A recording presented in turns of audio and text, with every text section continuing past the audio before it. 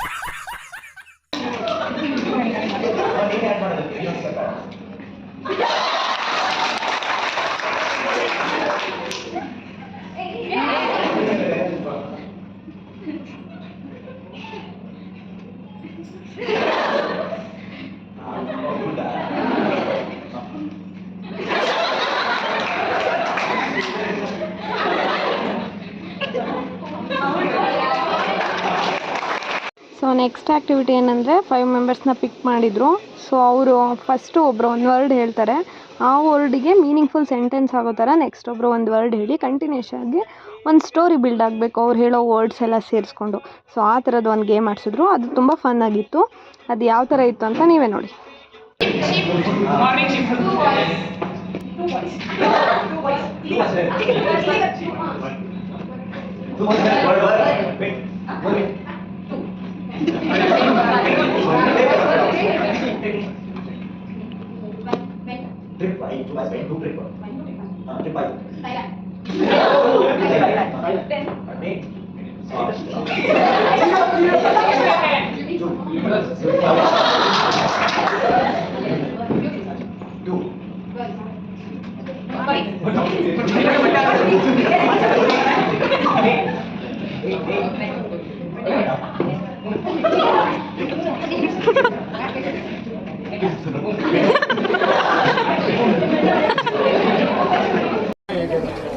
ಸ್ವಲ್ಪ ಎಲ್ಲರಿಗೂ ನೀರು ಬಾಟಲ್ ಕೊಡಪ್ಪ, ನೀರು ಕೊಡು, ಎಲ್ಲರಿಗೂ ಬಿಸಿ ಬಿಸಿ ಕಾಫಿ ಕೊಡು. ನೀರು ಮತ್ತು ಕಾಫಿ ಕೊಡೋದಕ್ಕೆ ಹೇಳ್ದೋ ಸಿಕ್ತು ಅಂತ ಅನಿಸುತ್ತೆ. ಈ ಗೇಮ್ ಬಂದ್ಬಿಟ್ಟು ಏನಪ್ಪ ಅಂತ ಅಂದರೆ, ಅವರು ಡ್ಯಾನ್ಸ್ ಮಾಡಿಸಿರ್ತಾರೆ, ರ್ಯಾಂಡಮ್ ಆಗಿ ಸಾಂಗ್ನ ಸ್ಟಾಪ್ ಮಾಡ್ತೀವಿ. ಸೊ ಅವ್ರು ಸ್ಟಾಪ್ ಮಾಡಿದಾಗ ಯಾವ ಪೊಸಿಷನಲ್ಲಿ ಇರ್ತಾರೋ ಆ ಪೊಸಿಷನಲ್ಲೇ ಇರಬೇಕು. ಸೊ ನೆಕ್ಸ್ಟು ಒಂದು 5 ಮೆಂಬರ್ಸ್ 6 ಮೆಂಬರ್ಸ್ ಬಂದು ಅವ್ರನ್ನ ನಗಿಸ್ಬೇಕು. ಯಾರು ಸ್ಮೈಲ್ ಮಾಡ್ತಾರೋ ಅವ್ರು ಔಟು, ಅಂದರೆ ಜಸ್ಟ್ ಸ್ಮೈಲಲ್ಲ, ಜಾಸ್ತಿ ನಗಬೇಕು, ಅವಾಗ ಅವ್ರು ಔಟು. ಸೊ ಇದು ತುಂಬ ಅಂದರೆ ತುಂಬ ಎಂಟರ್ಟೈನಿಂಗ್ ಆಗಿತ್ತು. ಯಾಕಂದರೆ ಅವರು ಯಾವ್ಯಾವ ಪೊಸಿಷನಲ್ಲಿದ್ದರೂ ಆ ಪೊಸಿಷನಲ್ಲೇ ಸ್ಟ್ಯಾಚ್ಯೂ ಥರ ನಿಲ್ಲಬೇಕಿತ್ತು. ಅದು ಹೆಂಗಿತ್ತು ಅಂತ ನೀವೇ ನೋಡಿ.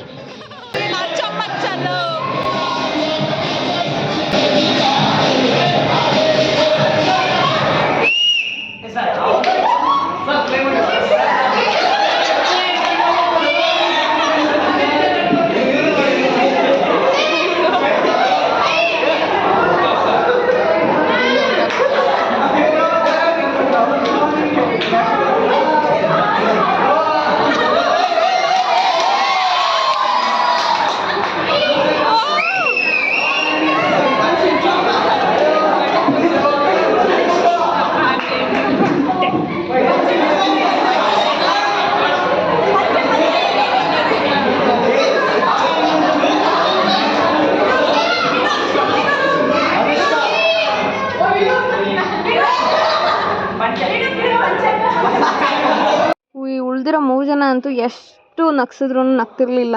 ಲಾಸ್ಟ್ವರೆಗೂ ಟಫ್ ಕಾಂಪಿಟೇಟರ್ ಥರ ಆಡ್ತಿದ್ರು. ಜಸ್ಟ್ ಲಾಸ್ಟಲ್ಲಿ ಅವರು ನಕ್ಕರು, ಅದು ಹೆಂಗೆ ನಕ್ಕರು ಅಂತ ನೀವೇ ನೋಡಿ.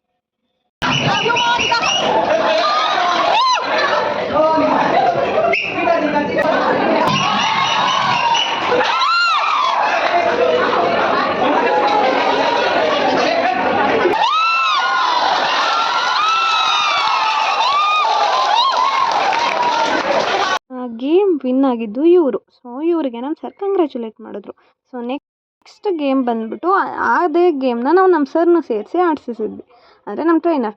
ಸೊ ಅವ್ರು ಎಷ್ಟು ಚೆನ್ನಾಗಿ ಆಡಿದ್ರು. ಅವ್ರ ಮಧ್ಯ ಎಂಥ ಕಾಂಪಿಟೇಷನ್ ಇತ್ತು ಅಂತ ಅಂದರೆ ವೆರಿ ಟಫ್ ಕಾಂಪಿಟೇಟರ್ ಮಾತ್ರ ನಮ್ಮ ಸರು. ಅಲ್ಟಿಮೇಟಾಗಿ ಅವರೇ ವಿನ್ ಆಗಿದ್ದು. ಅದು ಯಾವ ಥರ ಇತ್ತು ಅಂತ ನೀವೇ ನೋಡಿ.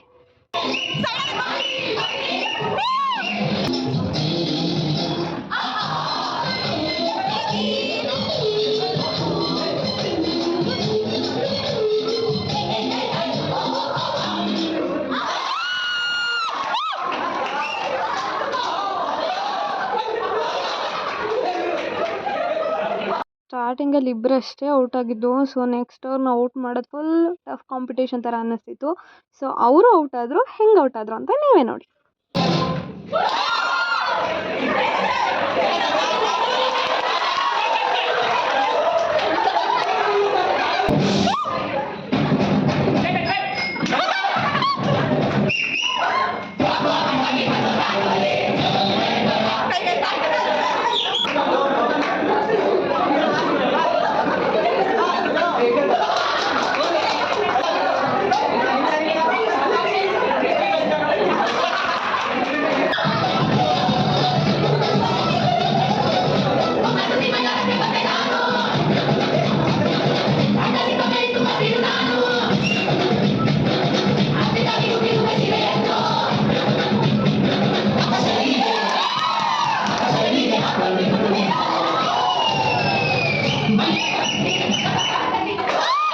ಅಬ್ಬಾ, ಇವರಿಬ್ಬರಂತೂ ಎಷ್ಟು ಟಫ್ ಕಾಂಪಿಟೇಟರ್ಸ್ ಅಂದರೆ ಒಬ್ರನ್ನ ಕೂಡ ನಗ್ಸೋಕ್ಕಾಗ್ತಿರ್ಲಿಲ್ಲ. ಸೊ ಲಾಸ್ಟ್ಲಿ ಅವರು ನಕ್ಕರು.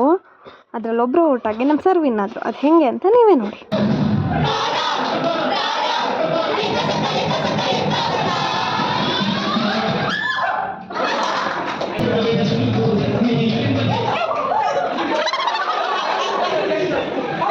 ಸೊ ನೀವೇ ನೋಡಿದ್ರಲ್ಲ, ಅವ್ರನ್ನ ಔಟ್ ಮಾಡೋದಕ್ಕೆ ನಾವು ಎಂತೆಂಥ ಹರಸಾಹಸ ಪಟ್ಟು ಅಂತ. ಕೊನೆಗೂ ಅವರಿಬ್ಬರಲ್ಲಿ ಒಬ್ಬರು ಔಟ್ ಆದರು. ಕೊನೆಗೆ ನಮ್ಮ ಸರ್ ವಿನ್ ಆದರು. ಅವ್ರ ಖುಷಿಗಂತೂ ಲಿಮಿಟೇ ಇರಲಿಲ್ಲ. ಹಾಗೂ ಹಿಂಗೂ ಈ ಪ್ರೋಗ್ರಾಮ್ ಮುಗೀತು. ಸೊ ಅದಾದಮೇಲೆ ನೆಕ್ಸ್ಟ್ ಡಿ ಜೆ ಅಂತ ಅಂದ್ಬಿಟ್ಟು ಬೇಸ್ಮೆಂಟಿಗೆ ಕರ್ಕೊಂಡೋದ್ರು. ಸೊ ಡಿ ಜೆ ಹತ್ರ ಅಂತೂ ಮಸ್ತ್ ವೈಬ್ ಇತ್ತು. ಅದು ಹೆಂಗಿತ್ತು ಅಂತ ನಿಮಗೆ ಆಡಿಯೋ ಹಾಕಿದ್ದೀನಿ, ಕೇಳಿಸ್ಕೊಳ್ಳಿ.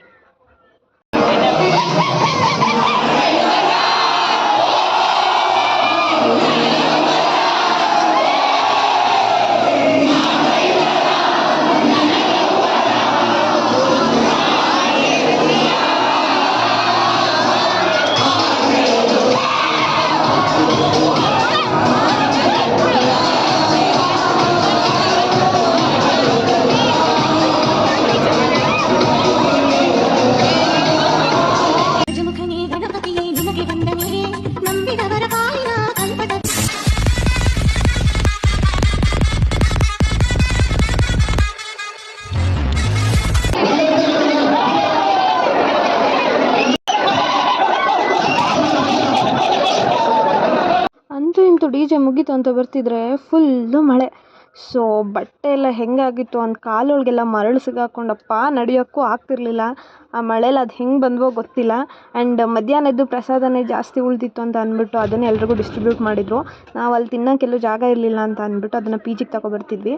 ಬಟ್ ಆ ಮಳೆಯಲ್ಲಿ ನಮ್ಮ ಕಷ್ಟ ದೇವ್ರೆ ಯಾರಿಗೂ ಬೇಡ ಅಂತ ಅನ್ನಿಸ್ಬಿಡ್ತು. ಫಂಕ್ಷನ್ ಏನೋ ಖುಷಿ ಕೊಡುತ್ತೆ, ಆದರೆ ಮಳೆಯಲ್ಲಿ ಹೋಗಿ ಬರೋದು, ಆ ಡ್ರೆಸ್ಗಳನ್ನೆಲ್ಲ ಕ್ಯಾರಿ ಮಾಡಿ ನಿಜವಾಗ್ಲೂ ಕಷ್ಟ.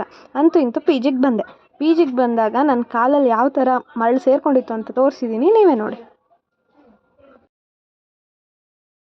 ಆಮೇಲೆ ಸ್ಲಿಪ್ಪರ್ಸು ಮತ್ತು ಕಾಲು ಎಲ್ಲನೂ ತೊಳ್ಕೊಂಡು ಅಂತೂ ಇಂತೂ ಅವನ್ನೆಲ್ಲ ವಾಶ್ ಮಾಡಿ ನೆಕ್ಸ್ಟು ಪಿ ಜಿ ರೂಮ್ ಒಳಗಡೆ ಬಂದೆ.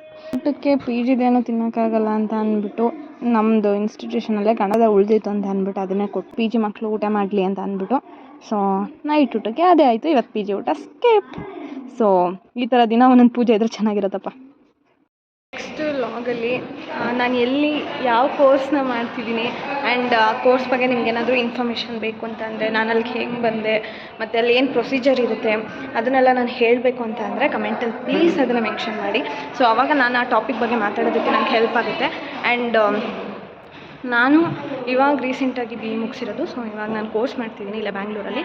ಸೊ ಅಲ್ಲಿ ಯಾವ ಕೋರ್ಸ್ ಮಾಡ್ತಿದ್ದೀನಿ ಆ್ಯಂಡ್ ಆ ನಾನು ಹೆಂಗೆ ಎಂಟರ್ ಆದೆ ಇನ್ಸ್ಟಿಟ್ಯೂಷನ್ಗೆ ಇದನ್ನೆಲ್ಲ ನೆಕ್ಸ್ಟ್ ವ್ಲಾಗಲ್ಲಿ ತಿಳಿಸ್ತೀನಿ. ಅದಕ್ಕೇನಾದರೂ ಜಾಸ್ತಿ ಕಮೆಂಟ್ಸ್ ಬಂದರೆ ಅಥವಾ ರಿಕ್ವೆಸ್ಟ್ ಬಂದರೆ ಅಷ್ಟೇ ನಾನು ಅದ್ರ ಬಗ್ಗೆ, ಯಾಕಂತಂದರೆ ಅದು ನಮ್ಮ ಪರ್ಸ್ನಲ್ ಡೀಟೇಲ್ಸ್ ಅಲ್ವಾ, ಅದನ್ನೆಲ್ಲ ಹಂಗೆ ಬಿಟ್ಕೊಡೋಕ್ಕಾಗಲ್ಲ. ಅಕಸ್ಮಾತ್ ಜಾಸ್ತಿ ಅದನ್ನು ಕಮೆಂಟ್ಸ್ ಬಂದರೆ ವೀಡಿಯೋ ಮಾಡಬೇಕು ಅಂತ ದೆನ್ ಅದನ್ನು ಒಂದು ವೀಡಿಯೋ ಮಾಡಿ ಬ್ಲಾಗ್ ಮಾಡಿ ಹಾಕ್ತೀನಿ. ಓಕೆ, ಸೊ ಇವತ್ತಿನ ಸರ್ಪ್ರೈಸ್ ಹೇಗಿತ್ತು ಆ್ಯಂಡ್ ಗಣೇಶ ಹೇಗಿತ್ತು, ಸೊ ನೀವೆಲ್ಲ ಎಂಜಾಯ್ ಮಾಡಿದ್ರಾ ಈ ವ್ಲಾಗ್ನ, ಇದ್ರ ಬಗ್ಗೆ ಎಲ್ಲ ತಿಳಿಸಿ. ಆ್ಯಂಡ್ ಇನ್ನೊಂದು ವಿಷಯ ನಿಮ್ಮ ಹತ್ರ ಕೇಳಬೇಕಿತ್ತು, ಅಂದರೆ ನಿಮ್ಗೆ ಅನಿಸಿರುತ್ತೆ ಇವಳೇನು ವ್ಲಾಗ್ ಸ್ಟಾರ್ಟ್ ಮಾಡಿದ್ಲು, ಅದಕ್ಕೇನು ಕಾರಣ, ಆ್ಯಂಡ್ ಡೈಲಿ ವ್ಲಾಗೆ ಏನಕ್ಕೆ ಸ್ಟಾರ್ಟ್ ಮಾಡ್ತೆ. ಸೊ ಇದಕ್ಕೆಲ್ಲ ನಿಮ್ಗೆ ಆನ್ಸರ್ಸ್ ಬೇಕು ಅಂತಂದರೆ ನೆಕ್ಸ್ಟ್ ವ್ಲಾಗ್ ಅದ್ರ ಮೇಲೆ ಬೇಕು ಅಂತಂದರೆ ಕಮೆಂಟ್ ಮಾಡಿ. ಸೊ ನಾನು ನೆಕ್ಸ್ಟ್ ವ್ಲಾಗ್ ಅದನ್ನೇ ಮಾಡ್ತೀನಿ, ಏನಕ್ಕೆ ನಾನು ಸ್ಟಾರ್ಟ್ ಮಾಡಿದೆ ಅದ್ರ ಬಗ್ಗೆ ಸ್ವಲ್ಪ ಮಾತಾಡ್ತೀನಿ. ಸೊ ಇಲ್ಲಿಗೆ ಸರ್ಪ್ರೈಸ್ ವ್ಲಾಗ್ ಮುಗೀತು. ಸೊ ಈ ವ್ಲಾಗ್ ಹೆಂಗಿತ್ತು ಅಂತ ಕಮೆಂಟ್ ಮಾಡಿ. ನೆಕ್ಸ್ಟ್ ವ್ಲಾಗಲ್ಲಿ ಸಿಗ್ತೀನಿ. ಬಾಯ್ ಬಾಯ್.